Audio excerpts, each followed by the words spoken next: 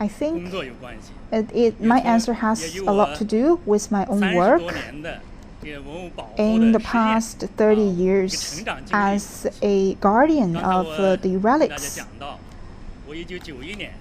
as I mentioned, I began my work in Gansu Donghuang in 1991, and I consider myself a guardian of this important cultural relics.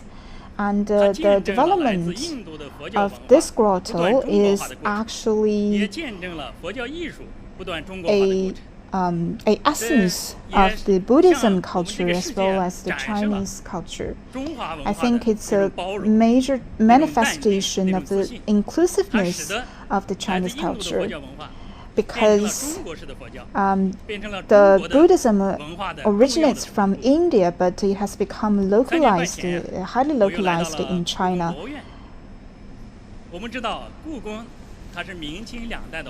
And after leaving the Mogao Caves, I came to the Palace Museum.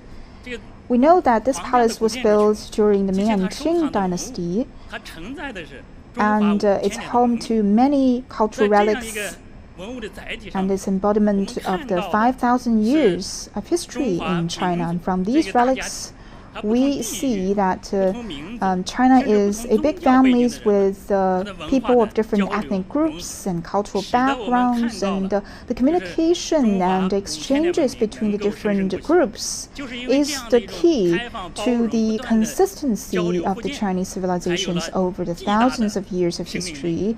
And this is also what makes us so still so livable and so vigorous even after thousands of years. This diversity of culture is our key to that. Therefore, I believe that as a guardian of the relics, I've participated in a lot of international symposiums concerning the protection of cultural relics, and I communicated with the colleagues from all over the world, and they came all the way to China to participate in the effort of the protection of cultural heritages. The reason why they would go all the way is that these cultural relics are also embodiment of the mutual values of the humanities as well. I think it is our duty to seek common grounds while reserving differences. Mutual understanding is our priority. I believe that once there was an American expert saying that I will leave one day, but you will be here forever because you are the host of this place. But we hope that we can work together to carry out the experiment. But even after 30 years, they will come to the Mogao Caves every year. The reason why they are so persistent as well, I think it is thought-provoking, because we've found a common purpose as cultural heritage protectors. To protect the cultural heritage is to protect this kind of common treasure of the world and contribute to world peace.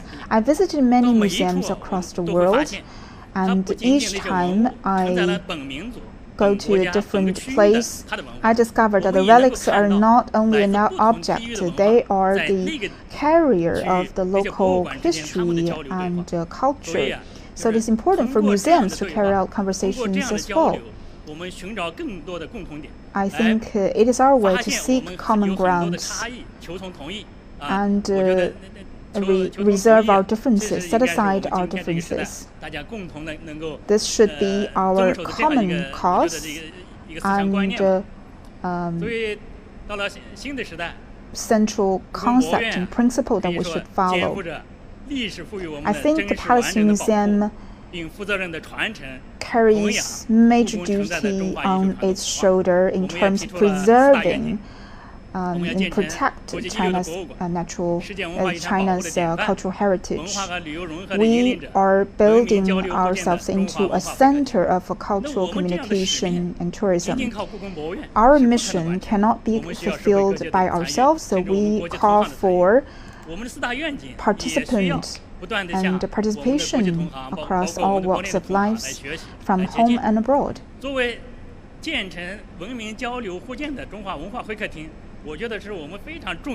This is our major perspective and aspiration. We have made some initial plans based on our past experiences and some of the best practices that we had in the past.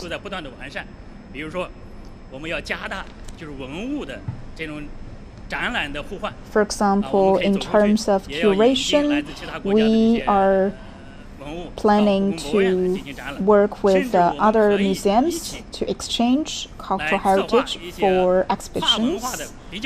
We are also planning to curate some cross-cultural exhibitions.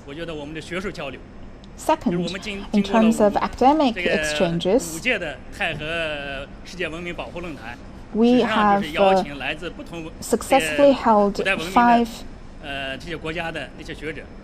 Asian exhibition of Asian cultures. We are hoping that the scholars from different parts of the world would also come to join this forum to share with us their civilizations and cultures as well. General Secretary Xi Jinping pointed out on multiple occasions that it's important for us to absorb the essence of different civilizations and cultures from the world. This is also our working principle.